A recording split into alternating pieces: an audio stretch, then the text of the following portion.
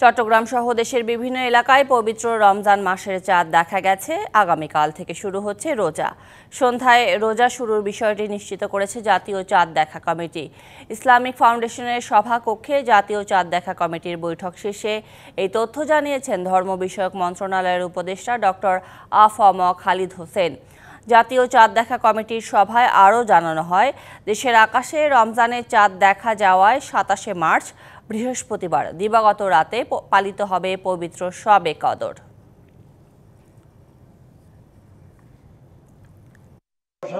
অনুধাবন প্রতিষ্ঠান হতে প্রাপ্ত তথ্য নিয়ে পর্যালোচনা করে দেখা যায় যে বাংলাদেশের আকাশে পবিত্র রমজান মাসের চাঁদ দেখা গেছে।